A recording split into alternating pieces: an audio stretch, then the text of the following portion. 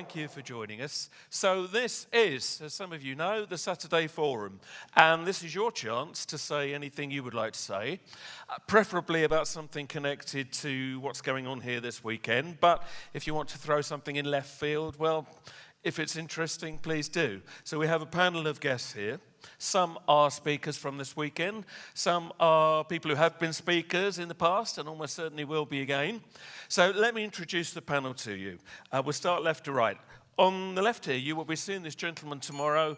This is, I'll tell you about the bell in a minute. This is Mark Devlin, and Mark is the author of a book called Musical Truth, which attempts to identify some of the hidden messages in modern music and potential manipulation. And we're going to hear something about that tomorrow. So please a hand for Mark Devlin.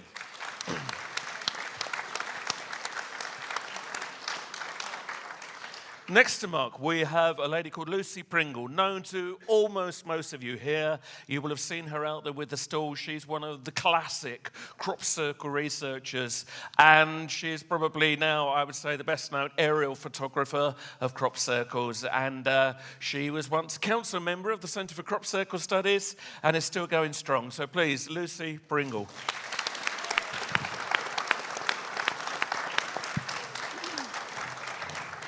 And to my left, those of you here yesterday will have seen Peter. Again, Peter's down in the stalls room. Earth mysteries, archaeology, history, written many, many books. And we're hoping we're going to get some input from that side of things today. So please, Peter Knight.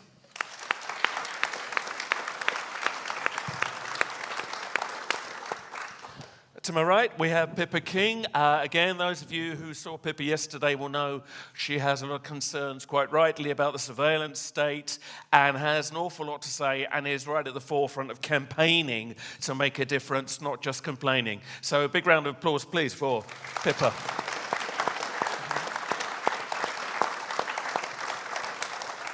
And the vision in white on the far right, we have Mr. Richard Smith. Richard's spoken here several times before and is the author of the book of Future World Vision, which is out there somewhere. And Richard has plenty of opinions, and we're looking forward to them. So, Mr. Richard Smith.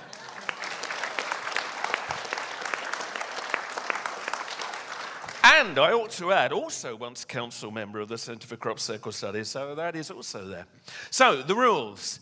Basically, there are no rules, but if any speaker is speaking and you get a ting, that means if you could close down soon.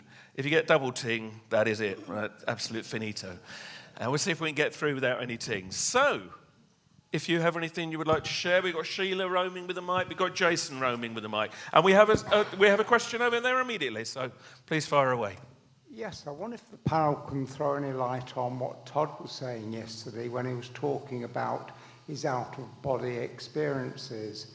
He said he'd tried to go to the moon and also knew a colleague who'd done this and tried to go to the moon, and he met those dreaded cones and was diverted to a room where he met somebody, and they were either shown a scale model of the moon or they were shown photographs of the moon.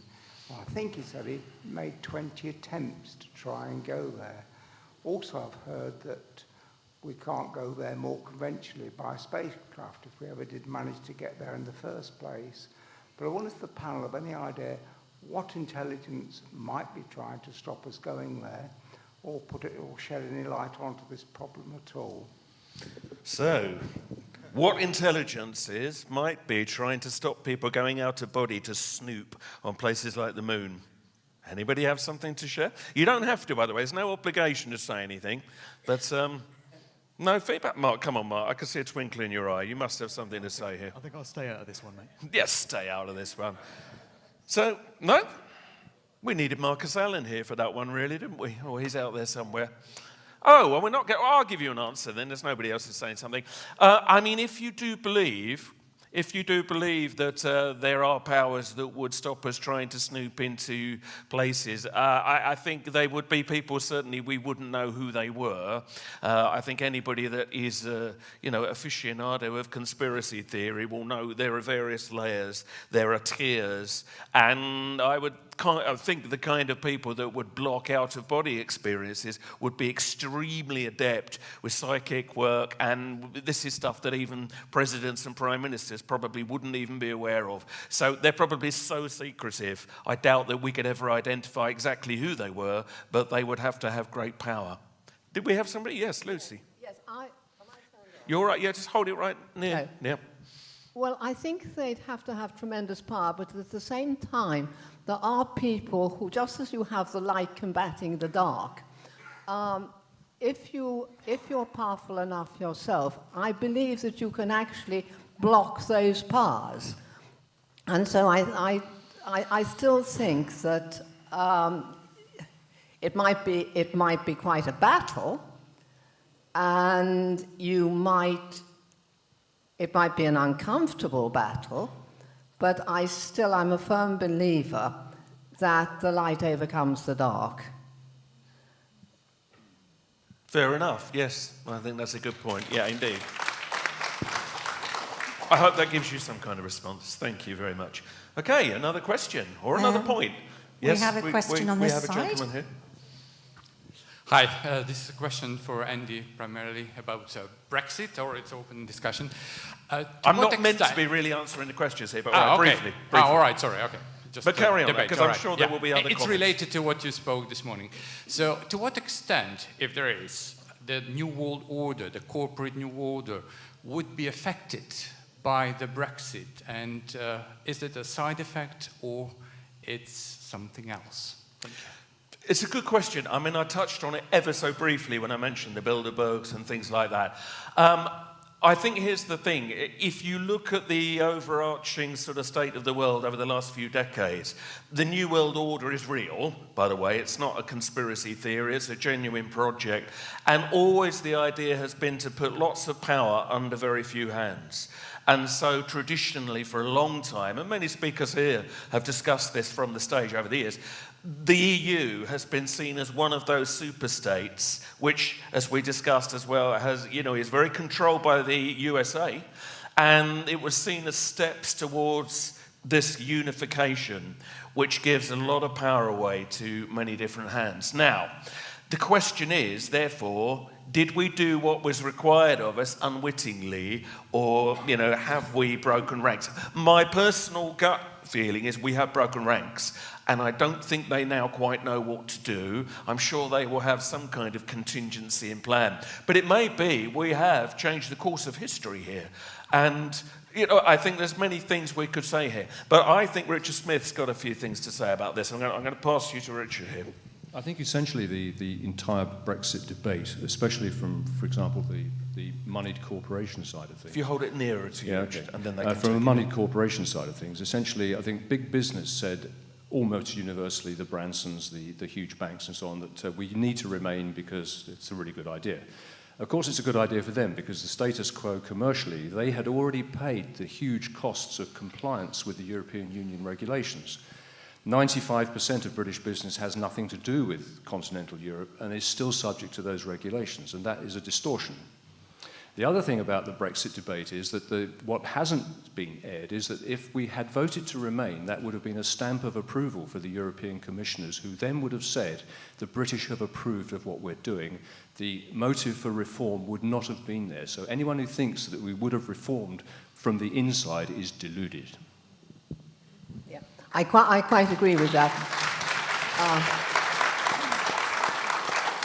I don't know if anybody saw Jeremy Paxman's program. Did anybody see that? Bits of it, yeah. It was absolutely excellent. He was completely factual. He wasn't biased in any way, but he went out and he investigated everything that was happening in the EU. And our effect that we have on the EU, it's supposed to be enormous. In fact, it's almost minimal.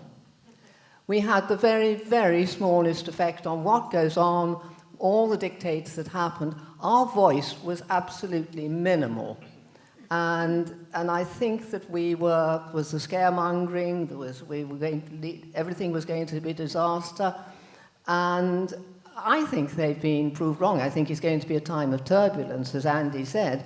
But amongst my friends, there was a complete dichotomy of opinion. But one thing we said above all, this must not become a personal issue. And whatever your view was, as Andy said, you've simply got to go forward. But I think there was a general misconception, just as Richard was saying, amounts of power we had in Europe. And we were misled, in actual fact. I mean, Pippa, can I ask you, because control and surveillance, this sort of spins off from that. Do you feel that being out of the EU makes us less vulnerable to that, as vulnerable? Does it make no difference? I'd be curious to know what you think there. The smart city agenda that's happening in Glasgow is funded by the EU. So there's 4 smart cities in the EU, and one of them is in Glasgow. Do you want to just, for anybody that wasn't here yesterday, explain the smart cities very briefly? Smart city is a city that's interconnected with Wi-Fi, so they have smart lampposts that can see where footfall is. Essentially in Glasgow, it got given £24 million to make itself smart from the British government, but ultimately the project is an EU project, and there's smart city projects in Derby, Manchester, London.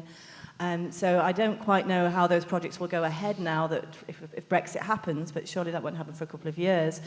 But yes, as far as the EU goes, there is a big agenda for surveillance. But having said that, there's just been a regulation that was passed at the end of April called the General Data Protection Regulations, which actually is a very up-to-date form of a regulation sort of dealing with big data. But I've worked with MEPs and I've worked with commissioners in the Department of Justice at the EU. It's like treading through treacle, working with the people in the EU. I think the concept of being together is good, but I can't see the model that we've got at the moment working at all. So. Okay. I mean, Mark, you, I'm sure, will have something to offer here. I'd just like to add a quick observation, which is that it's become clear that the controllers, the elites, the cabal, call them what you will, operate to timetables. And they plan things years, if not decades, in advance.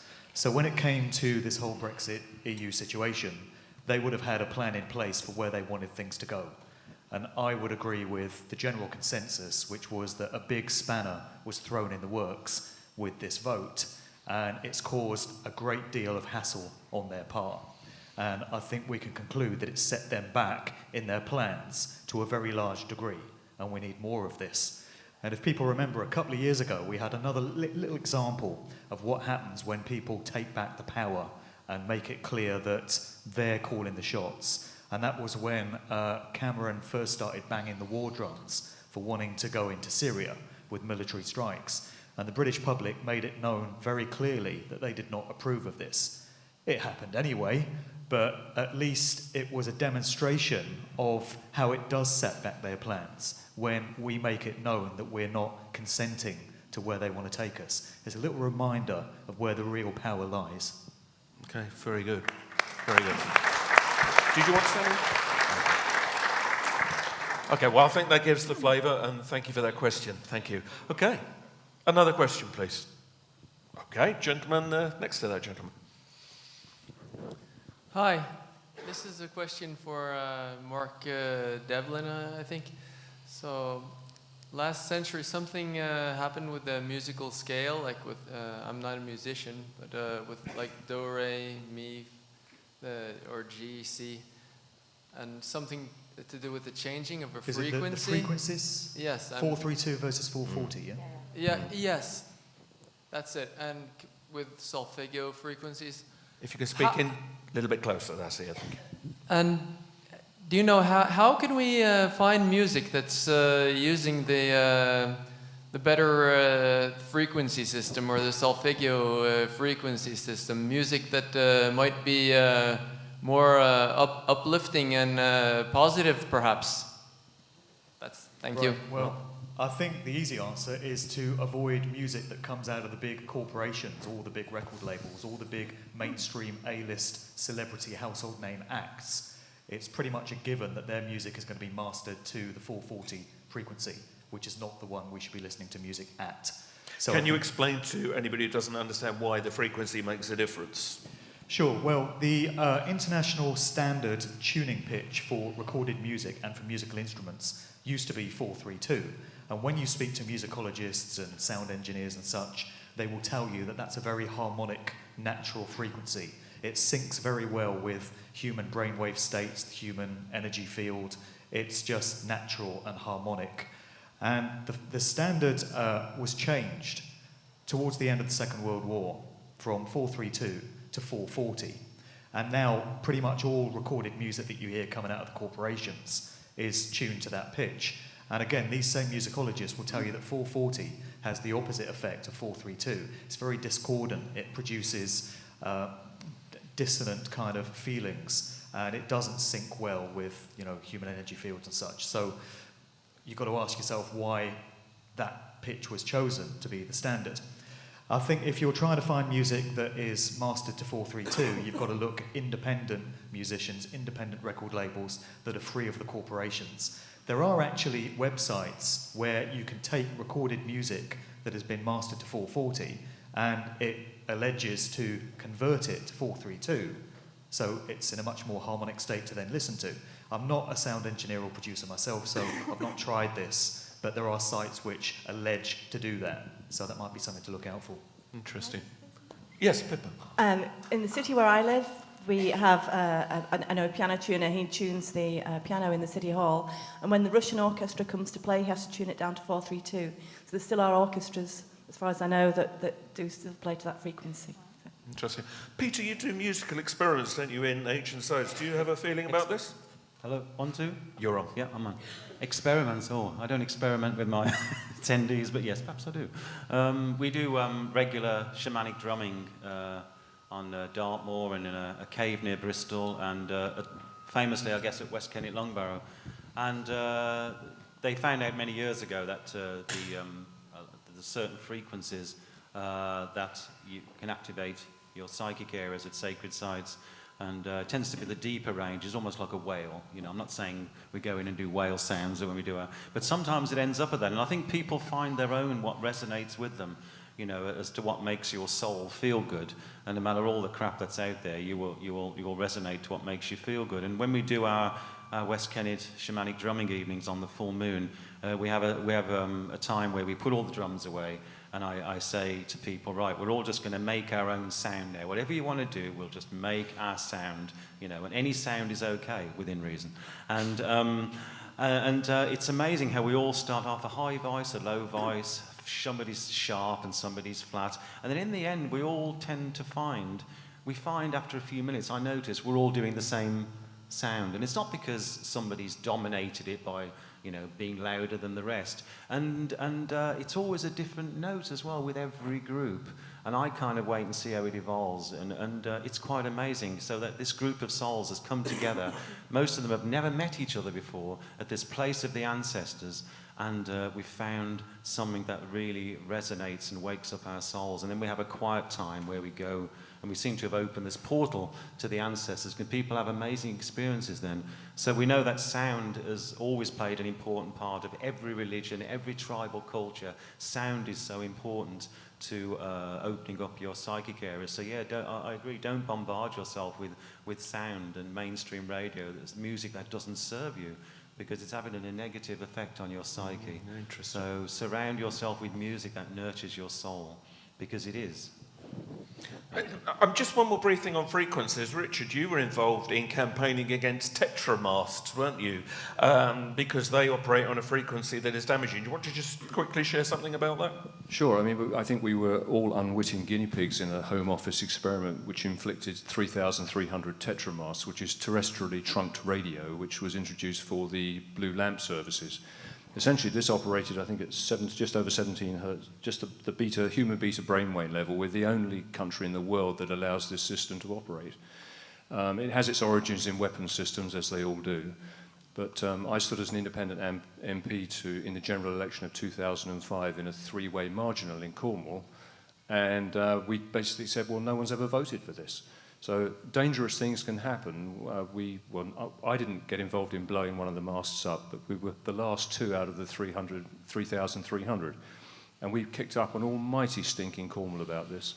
And dangerous things happen, and they're done in our name, and we often don't... This was a John Prescott initiative, and many of us have no idea this is going on. And the threat with terrestrially trunk radio is simple. With a mobile phone, when you press go and enter the conversation, when you end it, you're out of the loop. With terrestrially trunk radio, you're not, and it's permanently bouncing. And if you happen to live where it bounces, you might be in for leukemia and things like that. So lots of odd things happen. So particularly dangerous, pernicious system, and we never voted for this. But the police service is using it, the ambulance service is using it, and you'll need an and the fire ambulance after brigade. you've used it. Yeah. Yeah. Thank you, Richard. Okay, great question. Thank you for that. A question over there, in towards the back there. If, Jace? We all need some exercise, don't we? Thank you. Just hearing you all talk about music there reminded me of my absolute musical hero, Prince, who sadly left us this year. He was very much into the Schumann resonance, the gold standard, all of that. And of course, that got me thinking about the big one, the celebrity deaths, which Jason touched on yesterday. And, you know, everyone's saying, oh, it's just a coincidence. Well, of course, we all know in here probably there's no such thing. And I'm really interested with such a varied group of people, what you think about all these souls departing, because I've seen it in the celebrity world, and in my own life, I've seen so many people, heard of people dying, relatives of close friends, and seeing people's relationships ending that I know. And suddenly there seems to be a year of closure, so I'd be really interested to hear what you guys have to say on that, but especially about the celebrity deaths.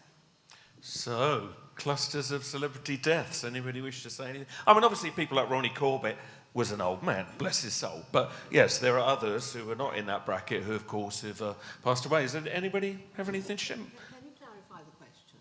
Well, many celebrities have died, just, you know, in a big cluster in the last few months, really, haven't they? And Gemma was just wondering there, you know, whether there was something more behind it. Is it just chance, a coincidence? So, Mark, did you have something to say here?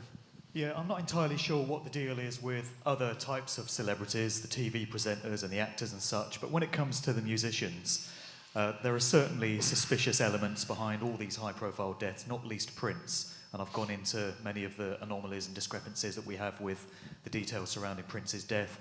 It is interesting to me that so many of the artists that pass away in an untimely fashion are ones which have had some kind of message of upliftment or love or inspiration for humanity.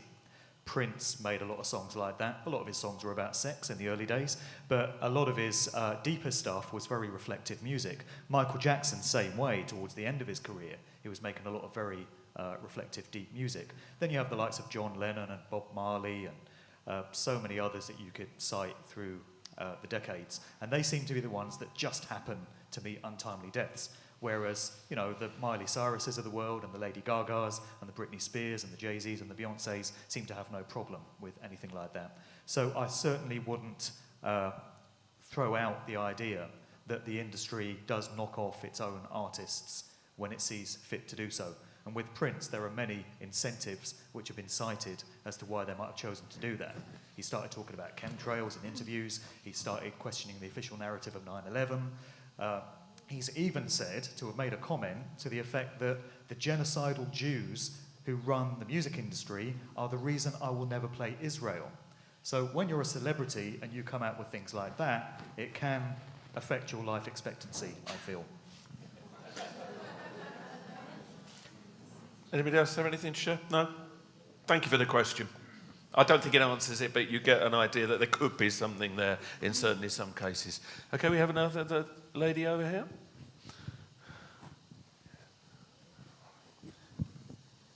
Yes, just thinking of that, there's Club 27, isn't there? All these stars seem to have died at that particular age. And from here, in past symposiums, I found out the importance of number 108.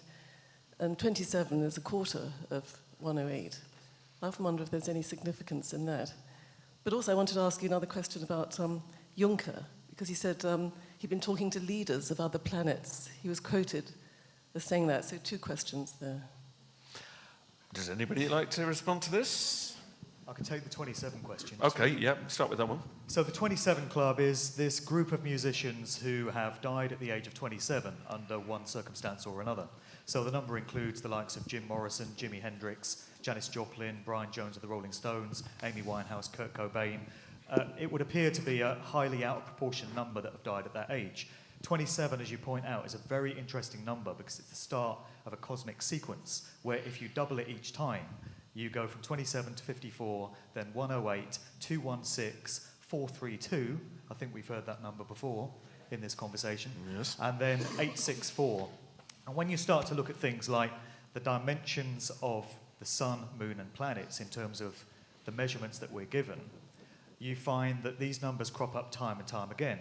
It's also encoded into precessional ages, 2,160 years, an expression of the 216. So you see multiples of 27 cropping up time and time again in these circumstances. And in each case, it's the only cosmic sequence where the numbers always add up to 9. So you start with 2 and 7, it's 9, 5 and 4 is 9. Then you reach a point where you start getting 18 as the total.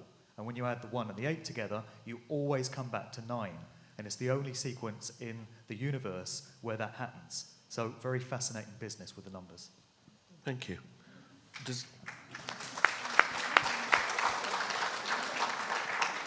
And would anybody like to say anything to the other point that was raised?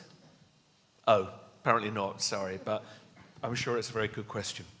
Okay, do we have another question, please? Good, that was a nice easy session then. No, we have a gentleman here.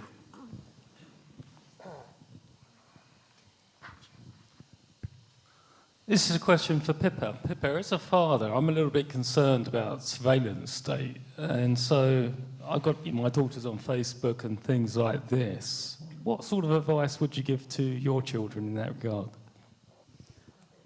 Good question. Both of my children are on Facebook. I think this is the age that children are going to be living in, and I think they need to understand how surveilled they can be and how to use tools like Facebook and Twitter and WhatsApp or Instagram in a way that protects them. And I hope I've taught my kids that the privacy levels are very high. Whether or not the agencies can get through the privacy levels, I suspect they probably can. So I think it's prudent for any child or really any of us to keep our digital footprint as light as possible. And that's the advice I would give them in any sort of sense if they can do that. I mean, that does raise a wider issue because I know a lot of people are very concerned that young people, very young people, are cut off from nature and their whole world is digital. I'm wondering, Peter or Lucy, you work with nature very often and out there. Do you have any feelings about the good or the bad side of modern technology and children? Yeah, sorry, do you want? I think it's like surveillance. I don't get too wrapped up about surveillance because it's all about balance, isn't it? We do need surveillance. You know, some murders and crimes have been solved because people have been caught on surveillance. Those people may not have been brought to justice, but for the surveillance. And I walk past my town. Caen is not a rough town, but it's a kind of working class town, and I can walk through there every night. I think I actually feel safer because of the surveillance, to be honest, because they do have some rough brawls outside the pubs there. So although there mustn't be too much surveillance, I 100% agree with that, because that's the short end of the wedge about control and everybody knowing what you're doing all the time. I agree, but I think we'd be worse without surveillance. That's my personal opinion, but it's got to be measured, like we've got now, but no more, perhaps. Because, as I say, it's I know of some high-profile crimes. That guy, the soldier, was murdered by the barracks. You know, I think there was one witness at the time, but they got it on surveillance. So open and closed case. So, what was the other part of the question? I've rabbited on nature. Yes, we went past a wall the other day, and there was 5 teenagers sitting on the wall, all next to each other, all on their mobile phones, not talking to each other. We've all done it. People are communicating, but they're not talking, and they are separating themselves from nature.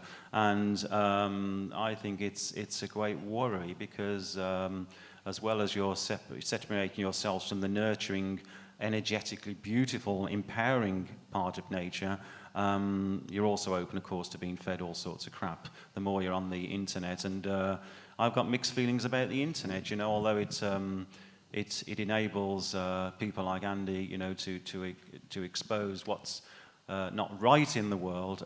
You can also be fed a load of crap, and this is the double-edged sword of the internet, isn't it? And I sometimes wonder, I think one day, you know, perhaps it would be better if the plug was pulled out, you know, and I actually think that might happen anyway. And kind of on the other part, I'm actually quite infused with the enthusiasm that Brexit voted to leave. I think that was a fabulous statement that we can only take so much. But hopefully... But yes, it's vital that you get in touch with nature. I take groups onto Dartmoor, and just walking around nature, even without taking them to a sacred site, or anyway, just walking them out in nature, just fills them with something that you can't be fed through a mobile phone or the internet.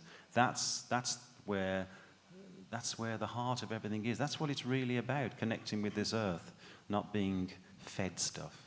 So yeah, get kids out in nature. Lucy. I worry hugely. I know we have to have technology, but I worry hugely about the young generation and, in fact, many of the, well, I suppose the teenagers, because they don't get the chance to get out into the countryside. And even when they do, many of them don't know the names of the birds, they don't know the names of the wildflowers, they don't understand the seasons, and they don't hear the music of the planet. They don't hear the music of the natural world. And when I take people into crop circles, for instance, they experience the most extraordinary things, quite unexpectedly. And sometimes I long to take children in to give them a greater understanding of the land around them, and as Peter said, the sacredness of it. You have a music of the universe, a music of the spheres. They don't know anything about astronomy. They just don't really, all they seem to know is their mobiles or their iPads, or constantly conversing between each other without actually communicating in words. It's almost as though they've forgotten how to spell, they've forgotten how to communicate in words, let alone understand nature for what it is. And when I was taking people into a circle to do medical tests this summer, whether it was a genuine circle or not, I don't know, but the power of the land, it was at Hackpen, the power of the land actually spoke to you. And many people had extraordinary experiences because they let themselves go and they forgot their troubles, they forgot this and the next thing, because to me, nature is a treasure, and we've got to understand the power, the love of the planet in which we have, and we can't. We may do an awful lot to try and destroy our planet, but you can't. The nature is more powerful than anything, and I wish people could just understand that and appreciate it and love it for what it is. And incidentally, I've got 8 tickets to go into Stonehenge, on private entry into Stonehenge on this Thursday, and if anybody wants to come, because again the stones speak to you, and to be able to go in and get right up to the stones and see the sunset behind them. Many people have been into Stonehenge with me, and they've burst into tears, and it's as though they've come home. Because if you listen to the stones, and if you listen to the song all around you, it's a unique experience. Peter, I think you wanted to come back in there. Here, I reiterate everything you say there, Lucy. Yeah, in terms of children, there's quite a lot of projects going around the country now, and I think there's funding for more where they take a lot of teenagers who have had had a lot of problems, ASBOs, from deprived families, and that sort of thing. These are kids like right on the edge or even over the edge, and they've taken them out for the weekend to a sort of a boot camp they thought it was going to be, and they spend the weekend gardening. They spend the weekend going around, no mobile phones, and after the initial few days of rebellion, I'm not doing all this crap, and by the end of the week, they are saying, when can we come back next year? The lives of these inner city kids have been changed. They'd never been in a wood. They'd never planted a plant in the ground. And I've seen a program on it recently, and it brings you to tears. These rough kids who you know, if you saw them coming down the road, you cross over the road of a night, and it's changed their lives just simply because they've had the chance to interact with nature, and it's beautiful. Very good. Yeah. Richard, you wanted to share something? You mentioned children and social media. One of the things, as some of you I think know, that I'm involved in the optical industry. I'm pleased to see so many people wearing glasses here.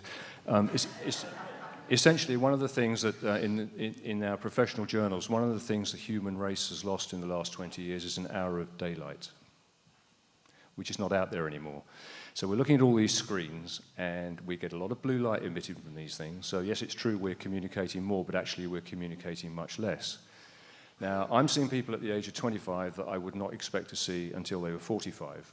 Your eye muscle rotation system is being worked hard, the pixelation on the screen. People have no idea, and we really don't have any idea because we haven't been exposed to it really for long enough. So we live in a screenocracy, as I think I put in my book.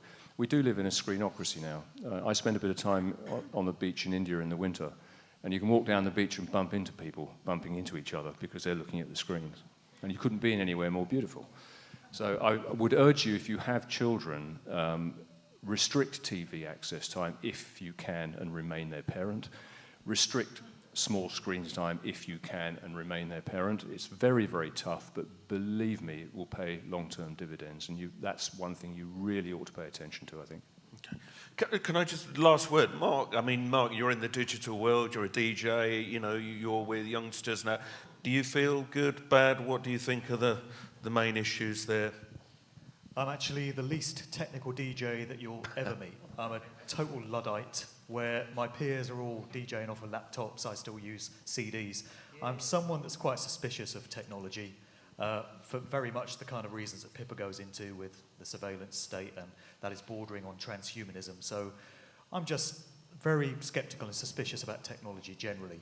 But I just wanted to make a quick observation about online stuff. Twitter, which is very popular with young people, I hate it myself, but people are probably aware that Twitter restricts you to expressing yourself in 150 characters. And for anyone that's tried to say anything meaningful of any kind of value in 150 characters, you'll appreciate how difficult it is. And I think the popularity of Twitter is a way of restricting young people who mainly use it from being able to express themselves fully. And this was actually an aspect of Orwell's 1984, restricting the amount of language that people had access to, the amount of words to truly express what's on their mind. And I really think the popularity of Twitter is tied in with that, because you just can't make any meaningful point on it. It's just an observation added to so the it's kind of newspeak, really, isn't it? Yeah. Okay. Pippa, you wanted to... I just want to say one last thing. I as a result of learning about the education system, we took our kids out of the education system and we home educated at high school level. And the home educating community is getting bigger and bigger and bigger.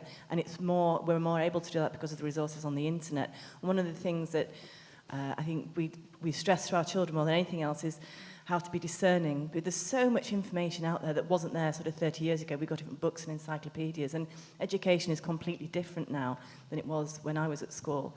And I have to say, as a consequence, children are taking information from a vast range of sources, and quite a lot of parents that get in touch with me are because their children are telling them this is wrong. So I think, although we're living in this digital age, I do think there's some good side to it as well.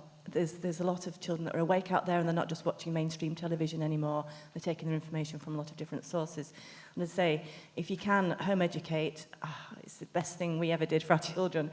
Take them out of mainstream education and get them to look at life. And we spent a lot of time outside, and they weren't in a classroom, and it was very organic and it was great. So I think the world's changing in that sort of sense. I think that there is a huge amount of surveillance when you're online, but I think there's big alternatives as well. So as ever, it's all about balance.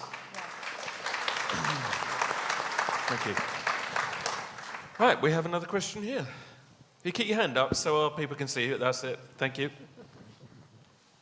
Oh, hi there. I think it would be amiss not to have a flat earth question. I don't really have a question, but I really loved what Todd had to say about it. I can see you've got a slight curvature in the photograph there. But, you know, one of the great points that's been made about the flat Earth is the astrolabe, which is like the first computer that was made that's thousands of years old, that shows that the stars have been mapped and they haven't really changed over the last few thousands of years. And if we're hurtling through the universe, you know, why can we see the same star system? And also, you know, and so that to me is the whole issue about control and control of consciousness. And also the other control, huge issue is the geoengineering and the lack of sunlight. And I just think it would be nice to hear some opinions about those two issues. That I think. Can I just ask, are you saying that you believe the flat Earth theory might be correct? Am I understanding that correctly? I think there's a lot.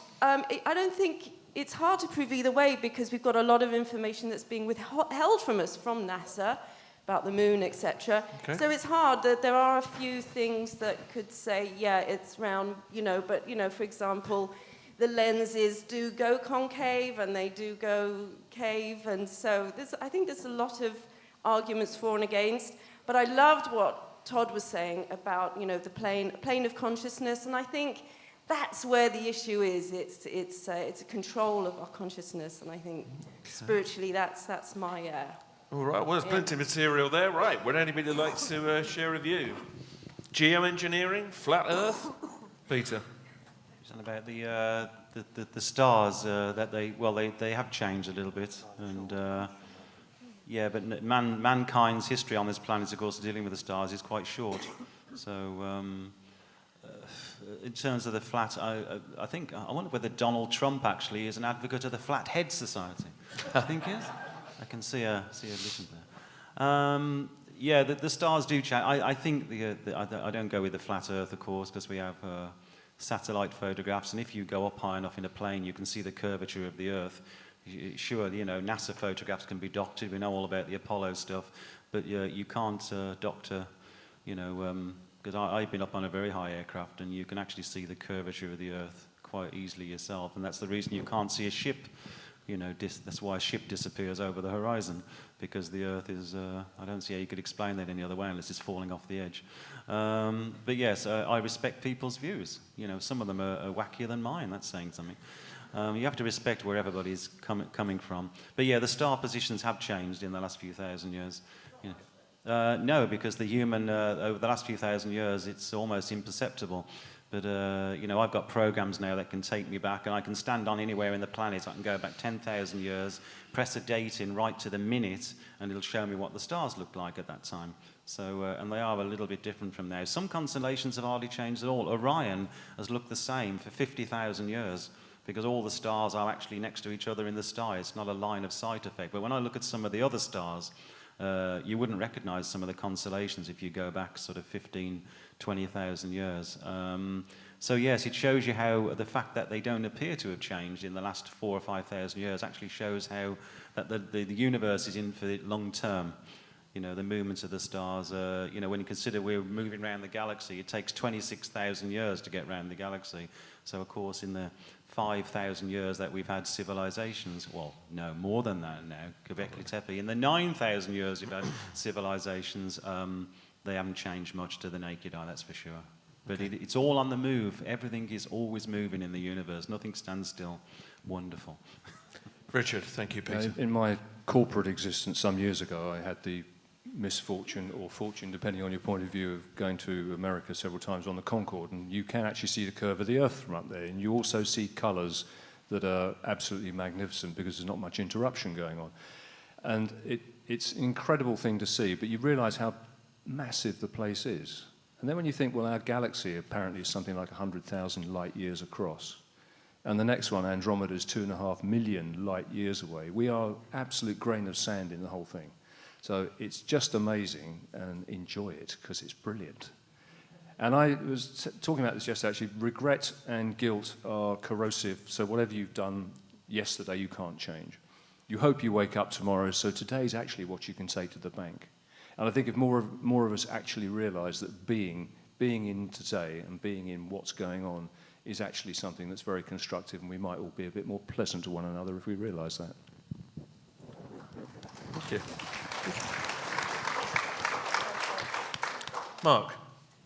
Well, I missed Todd's talk last night, so I'm not familiar with what he spoke about, but I'm personally entirely open to the idea that the Earth may be a flat, motionless plane. As far as I'm concerned, there are compelling arguments on both sides, but when it comes to the suggestion that we live on a flat, motionless plane, the arguments on that side of the fence seem far more plausible and compelling to me. I can't prove it either way, and as far as I can tell, nobody can. So we are left with our intuition and our best guess based on information that's available to us. But when you kind of redraw the model in your mind and get the globe model out of your subconscious and start thinking about the model in a different way, it does provide explanations for all kinds of things, such as why the constellations appear to move and, you know, why we have all these other phenomena. And if you had never been told that the Earth was a globe and you were just using your own personal observation as you went through your life, who would come to that conclusion?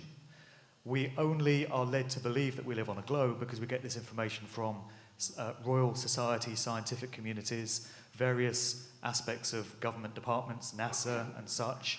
So if you are someone that is suspicious of the way these organizations operate, as I tend to be, it causes you to question the validity of anything that they tell you. So I'd just like to say that I'm entirely open. It could be either, I can't say, but it remains a possibility. Just playing devil's, thank you. Just playing devil's advocate though, so of course the comeback to that would be, why don't people fall off the edge if it is a flat plane? So any thoughts? Well, I'm going to get the bell if I go fully into it, because it's a long one. It's a subject area that you really have to throw quite a few hours of research at to fully absorb it. But the general consensus is that there is a ring of ice around this flat Earth model, which is what we think of as Antarctica. So this is what researchers into this field state, and that is effectively holding everything in. That's the very quick answer. There's much more research that can be done on it. Again, not necessarily nailing my colours to that particular mast, but that's an option which is available for people to consider. Peter, I think you'd like to say something. Yeah, I'm not going to get into the Apollo landings and you know, the fact that NASA is a government department, etc., etc. I personally believe that we did go to the moon, but clearly not going to the moon also sells a lot of books. So, yeah, it's I think for me the green movement started in earnest in 67, 68, when the Apollo astronauts started sending the first pictures back of Mother Earth. You remember those first pictures where you see the Earth floating in this black void of space? The whole planet was suddenly on our screen in one photograph, and that pulled on everybody's heartstrings. And it was also the start of the green movement, I think, because then you saw the Earth, how fragile the Earth was, and how small it was. And you know, if we are being fed stuff to that extent, why would we even be given that image? Because the green movement on the whole is against everything industrial and commercial, isn't it, and banking. So why would that image have even been allowed into our consciousness by big business, if you like? And that's why I think that is a real image. The Earth is round. The Earth is round. If it wasn't, you know, why would we be fed the very image that's going to start the battle against industrialization and globalization? Is my question. The argument against that was that, well, that was taken through a round window, so it was around elbows going Through the round window, that takes you back, doesn't it? To me, I think it is yes, a valuable subject to really delve into, because again, I think it really is like the roof of the control grid, not only for information but our consciousness again. And I think I really encourage people to look into it. I think it's fascinating. Okay. Richard would like to say something. Okay, this might be quite useful. I was at the Scientific and Medical Network conference in April, and there was a talk given by Dr. Larry Dossey, who was seemed to run the state of Texas from a medical standpoint, and this guy's a really sharp character. There are, I think, 126 medical schools in America, and now 92 of them take consciousness and spirituality very seriously, which I think we can all find a bit encouraging. So when we talk about all these things, I do urge some caution here, because the scientists are coming towards us, okay? Now, that can only be a good thing, but what it really means is that we really do have to have a little bit of rigor. In other words, If you offer the scientists the most wacky, ridiculous things, believe me, you will not engage them. But they're two sides, if you like. If there are two sides to this, and most of us accept that there are, the scientists are actually coming in our direction. So we ought to respect that, but we also need to give them a coherent, sensible menu, if that makes sense. So the wackier and the more stupid it is, we will get no respect from them whatsoever, but the learned PhDs are heading our way, and I think that's terrific. Okay. We have another question. A question for the panel Sorry, with an observation first. You'd think Brexit and Europe was the only thing on Earth. I think Europeans are about 7% of the world population, about 500 million. There's 7 billion people on Earth, and we're seeing the institutions and everything crumbling. People know something's up. We don't know what it is. My question for the panel, how can we get the biggest question answered, which is at least half the people live in poverty in the world. How are we going to include those in the narrative of the future? How do we get that question? That's why people are leaving their home countries. How do we get 3.5 to 4 billion people included in the narrative? Okay, well, Richard. The 7%, in Europe, for example, we have 7% of the population, 25% of the world's GDP, 50% of its social costs. Frau Merkel from Germany is very fond of actually quoting this statistic. I think it's also true that 50 people hold half the world's wealth. Well, this is patently ridiculous, and if that goes on, then revolution actually is not far coming. So we go back to the French Revolution. 1789 was about the time when things actually got a bit stupid, and it just shows you what can happen. Now, follow the money. Essentially, until we sort out the taxation system, we haven't got a hope in hell, because the taxation system is not fit for purpose. Now, go back to David Ricardo, who published a book in 1821 on how the taxation system ought to work, and he was a free trade proponent. If you tax the value and the use of land properly, because you can't take an acre of land and do some funny things with it in a funny bank in a funny country. Somewhere like Canary Wharf, which generates billions and billions, probably pays a few 100,000 in council tax, I don't know, but it ought to be paying billions to the exchequer. So if we actually change the taxation system, we have a sporting chance of redistributing the wealth, because if we don't, we're in for an even worse time. And that means reforming the entire democratic process and bringing it down to local level. Because until people get an actual contribution and an honest voice in their affairs, as they did in the referendum, which is why the vote counted, it's not going to happen. We're not going to reform a society which is becoming more and more unjust and, frankly, unfair.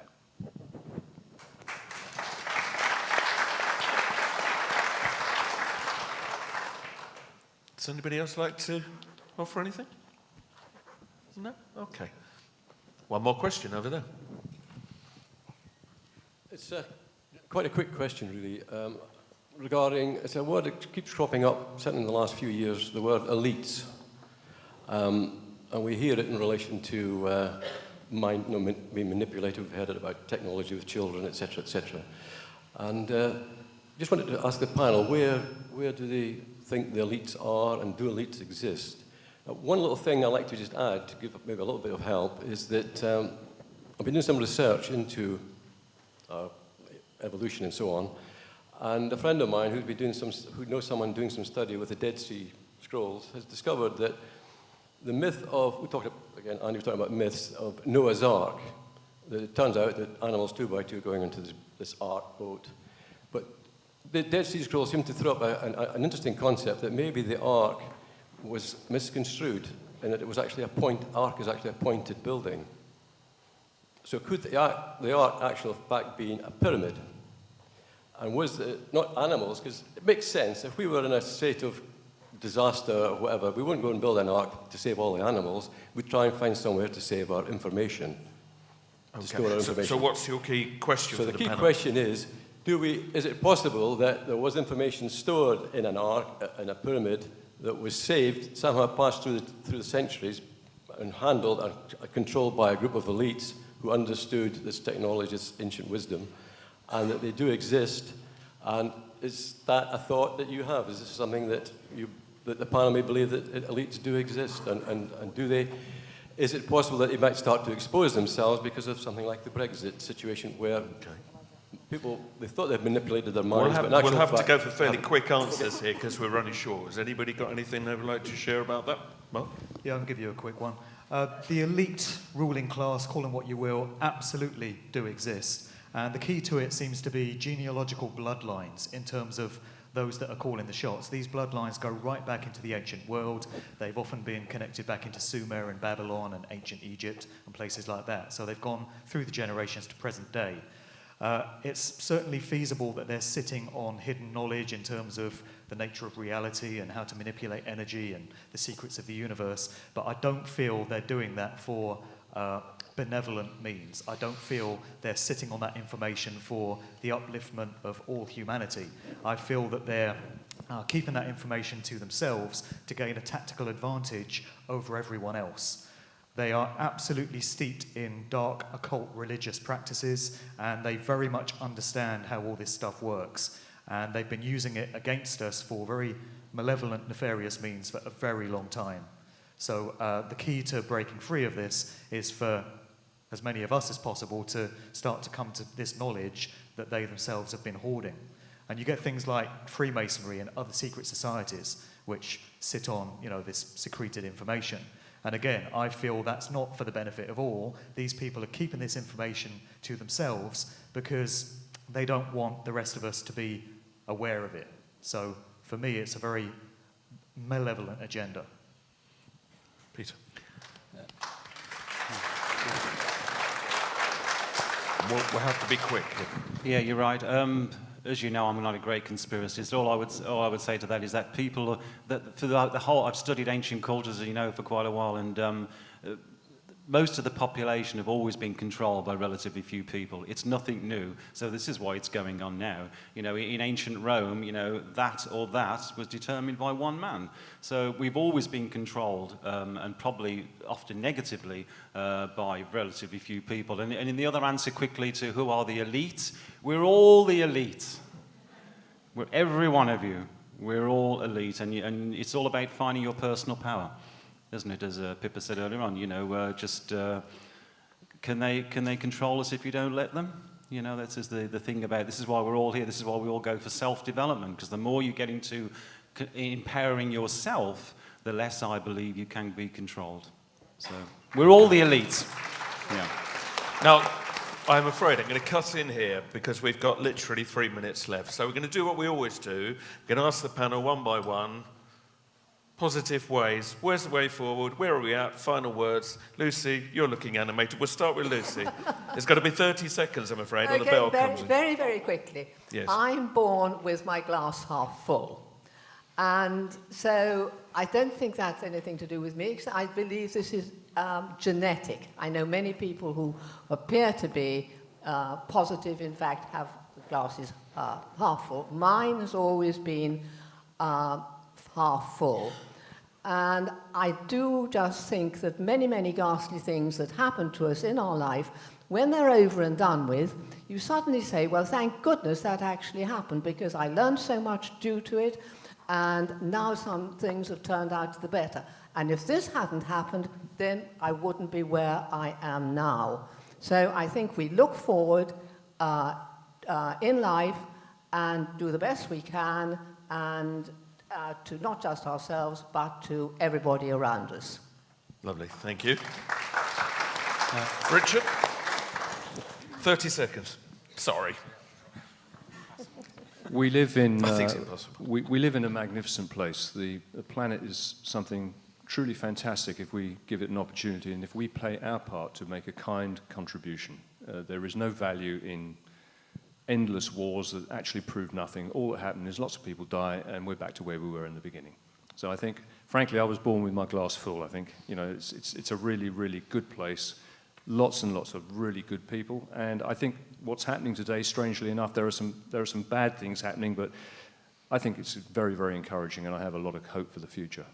If everyone has a smile on their face, we're away. Mark? For me, the solution to everything lies in consciousness, in conjunction with free will and consent, which are our greatest spiritual gifts, just an understanding of that. And the art of causing change to occur in a accordance with consciousness. That's actually an Aleister Crowley quote. But that process can be used for benevolent, uplifting means as well as for evil means. So the answer to everything is in consciousness. Thank you. Pippa. We live in really interesting times. I think you should think that nothing is impossible. You can achieve really whatever you want to achieve. And I think what you put out is what you get back. So if you put out lots of positive and love, then hopefully we'll all get that back from each other. And I also I agree with you completely that the world is amazing, and we should all just be part of this amazing experience that is life, and just go for it. Thank you. Last word. Peter. I'm a glass half full man, really, definitely. So if anybody wants to fill the other half of my glass in the GMP tonight, I'll be more than grateful. I'm just going to say, please connect with the planet, please connect with nature, and that will be a lifesaver for you. Because as I said yesterday, we're not fighting to save the planet. We're fighting for our right to be on the next part of this planet's evolution. Because it'll go on without us, with or without us. And I'm going to end up with the last words of that great man Gandhi. He said, "You must be the change you wish to see in the world." Thank you.